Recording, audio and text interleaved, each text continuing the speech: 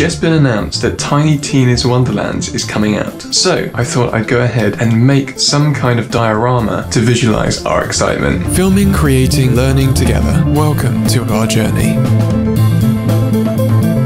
Tiny Tina's Wonderlands is Dungeons & Dragons themed DLC from Borderlands 2, but now they're making it into a full game. I'm sure there's going to be dragons, skeletons and goblins, so we're going to try and visualize that with the madness of Borderlands, which includes guns, explosions and craziness. So let's start off with some sketches, see what comes to mind, and then we'll see if we can then start modeling something in VR, which we'll then try and 3D print. Let's do this. Every idea begins with a mind map. Write down all the different ideas that are in my head using something called divergent thinking. Write down as many ideas as possible. And then I come down to the process of convergent thinking, which is where I begin to line out the key elements that we're definitely going to need and start bringing ideas together. The idea that I came up with in the end was based on Tiny Tina's character, where she's obsessed with explosives and explosions. So I wanted to bring everything together in one giant explosion. Now we're going to go ahead and move over to VR and model it. First thing I did was I worked on creating our own Tiny Tina. With this, I brought in a load of reference imagery and then used them to aid my design here. I was pretty pleased with how this came out because it very much did look like her. Even at a glance, you could just be like, oh, that's Tiny Tina. Really chuffed with that. I played around with some possible explosive clouds and then started working on a dragon head. And then I wanted to work on the dragon's pose. Now, I've mentioned it before. Pose is one of the most important things when it comes to drawing or 3D modeling. So I wanted to get that right. I made it feel like it was flapping its wings to desperately get out of this explosion. Pretty chuffed in the end. I used the reference from the poster to make the dragon have a similar feel. Then I started working on Butt Stallion, which is a character from Borderlands 2. Just getting all the details on that using references to help. I also worked on a few other assets that I wanted to be coming out of the explosion, like a claptrap. I then started posing Tiny Tina on the back of Butt Stallion to make her in a pretty epic pose. Pose is very important. Got her explosive bunnies, her TNT and a skull, as well as a sword as other assets to add into the explosion radius, all getting flung out.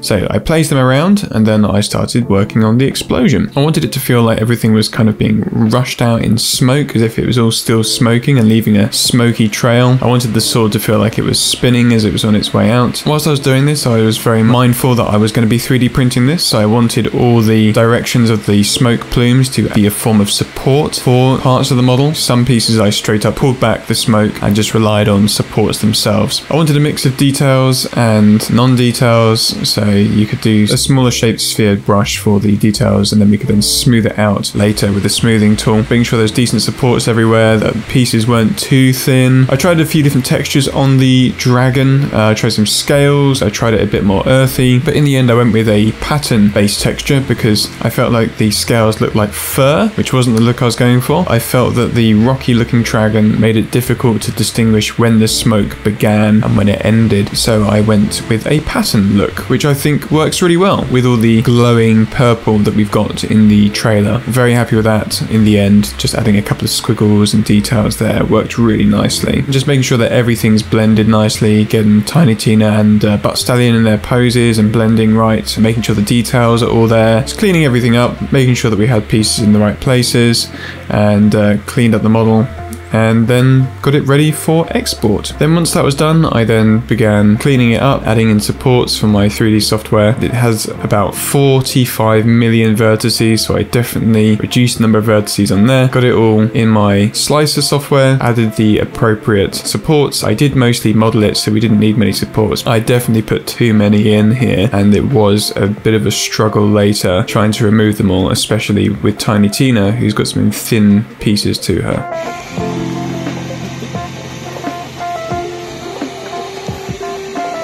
We have our finished 3D print. I am a little bit worried for Tiny Tina's tiny arm. It's very small and it's beneath like all these supports, and I'm almost certain it's going to snap in the process of me removing the support, so I may need to print this a second time. It's a 26-hour print. We'll see how this extracts. I'll be as careful as I can be. Apart from that, the print worked really well, so if I do print it again, we'll probably have less supports and I'll thicken up her arms if we need to. In case I mess this up later on, I did manage to successfully remove the supports from Tina's arm without it snapping, and it came out absolutely flawlessly. Look at that. Amazing. All the underside of Butter Stallion's 2 unicorn horns, Tiny Tina's tiny arm, really thin piece holding up a bunny, and the tiny arm behind her back. This little rabbit over here, which is a portrait of a very long, tall, thin column of smoke. Everything's perfect. All the little details on the dragon. Amazing. Look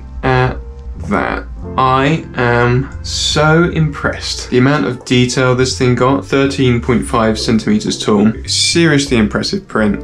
I am really blown away by this. Now, I am not going to paint this because my painting in real life ability is absolute rubbish. So what I did instead, I painted this in VR. This was a very satisfying process, just giving everything that extra level of life. Because I usually don't paint my 3D prints, it was really nice to go in VR and zoom in as close as I want, add all the details. Everything felt really natural doing it this way. Having that infinite zoom is a delight for someone who's certainly not an expert at painting miniatures. Getting all the colours on Tina was pretty simple. You can actually colour pick from the reference straight away in the software, which is super handy. The colours of Butter Stallion, they were really nice. Those lovely blues, purples. I was actually just winging what I think Claptrap would look like. The explosion was really good fun. Used the clouds with a grey brush to gradually transition from those lighter undersides to then go to the darker outside where the explosion smoke had cooled down, and that gave off a really good effect. Let's take a look at how the painting looks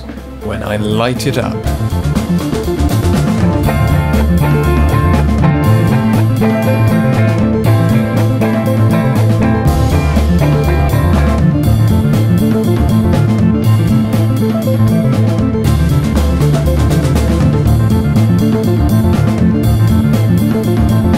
Wow, this project has been an absolute mission, but I have loved it. We've gone from sketch to VR, and then I printed it. I am super excited for the release of Tiny Tina's Wonderlands, and I hope you enjoyed following the process of making this intricate diorama that is 3D printable and can be held in your hands. If you'd like a copy of the 3D model, I'm going to put a link in the description below so you can download it for yourself if you want to try and give it a print, but be warned, the supports can be a bit of a nightmare to extract, but it's there if you want to download it for free and just go ahead and print it. And if you can paint it, I would love to see what you've done. If there's anything you'd like to see me 3D model and 3D print, let me know in the comments below. That was an awesome project, but that is all for now, and I will see you next time.